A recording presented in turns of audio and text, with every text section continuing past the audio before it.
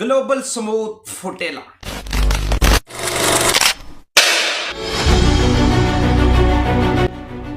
International women activist. Israel, I'm scared of a world that has seemingly to come back stronger. I will not never stop until Palestine is free. ان سب کا purpose فلسطین۔ جب زمین پر رستے بند ہو جائیں تو امید سمندر کے رستے تلاش کرتی ہے۔ جب ساری دنیا خاموش تھی، جب غزہ کے بچے راہ کے ڈھیر میں کھیلنے پر مجبور تھے، تب 44 ممالک کے لوگ اکٹھے ہوئے، نہ ہتھیاروں کے ساتھ، نہ جنگ کے لیے، بلکہ انسانیت کے لیے۔ یہ ہے گلوبل سموتھ فوٹیلا، امید کی وہ لہر جو غزہ کی طرف روانہ ہوئی۔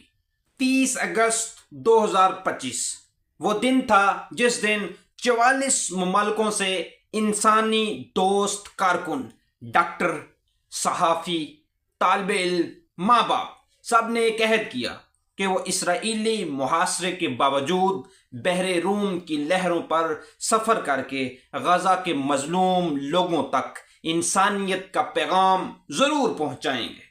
یورپ کی بندرگاہوں سے ایک نئی تاریخ رقم ہونا شروع ہوئی۔ سوئٹزرلینڈ کے جنیوا سے، اسپین کے بارسلونا سے اور اٹلی کے ٹیونس کے ساحلوں سے 50 سے زائد کشتیوں نے لنگر توڑ دیے۔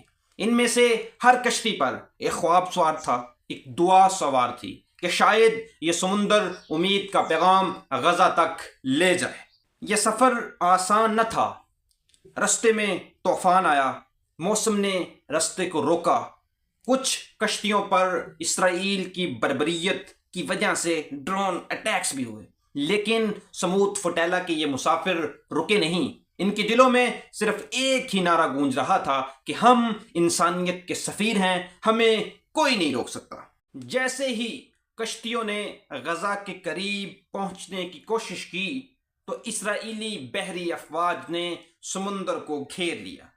we are sailing lawfully in international waters where you have no jurisdiction, where you have no authority to enforce and کچھ کشتیوں کو زبردستی روکا گیا، کچھ کارکنوں کو حراست میں لیا گیا اور کچھ کو بعد ازاں چھوڑ دیا گیا، مگر وہ خواب، وہ وعدہ جو ان کشتیوں نے کیا تھا، وہ اب بھی اس دنیا کے دلوں میں زندہ ہے۔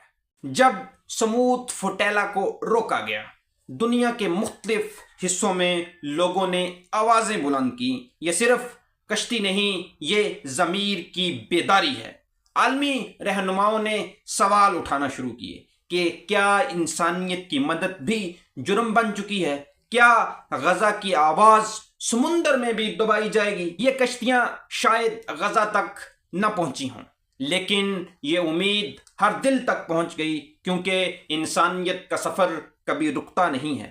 یاد رکھیں، سمندر خاموش ہو سکتا ہے مگر ضمیر کبھی نہیں۔